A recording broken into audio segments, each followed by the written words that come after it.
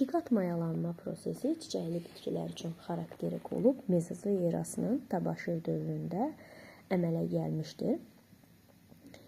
Və bu zaman çiçəkli bitkinin növündən asılı olaraq çiçəkli bitkinin yumurtalığında bir və ya bir neçə yumurtacıq ola bilər.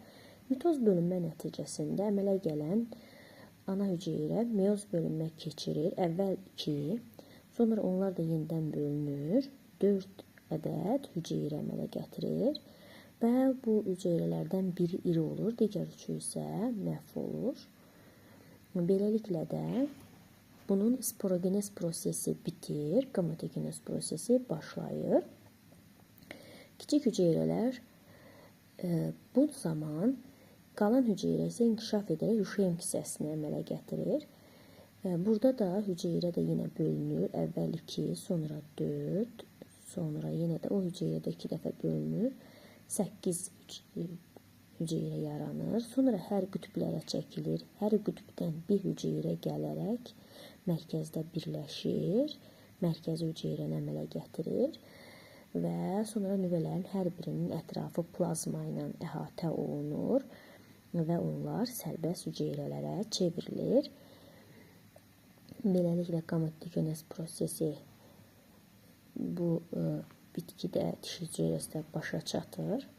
Sonra tozcuq hüceyrəsinə keçirik. Tozcuq hüceyrəsi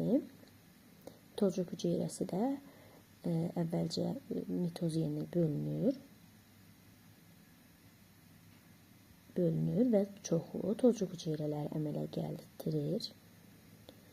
Sonra bu tozcuq hüceyrələrinin də hər biri meyoz bölünmə keçirir və meyoz bölünmə nəticəsində bir dənə ana tozcuq hüceyrəsindən 4 dənə mikrospor əmələ gəlir və hər bir mikrospor 2 qat qalın qılafla əhatə olunur və tozcuq dənəsini əmələ gətirir. Tozcuq dənəsi əvvəl 1 nüvəli olur, sonra 2 nüvəli olur. Biri vegetativ, biri generativ olur. Vegetativ nüvə uzanır və tozcuq borusunu əmələ gətirir. Generativ nüvə isə həmin o tozcuq borusunun içərisindən dişəcəyə doğru, yumurtalığa doğru hərəkət eləyir və onun içərisində generativ nüvə bölünür, 2 dənə spermlə çevrilir, yəni tozcuq borusunun içərisində və hərəkət edir. Dişici yumurtalığa daxil olanda bir yumurta hüceyrəyə spermin biri mayalanır, digəri isə daxil olaraq içəridə mərkəzi hüceyrəni mayalandırır və nəticədə 2 dəfə mayalanma prosesi baş verir burada.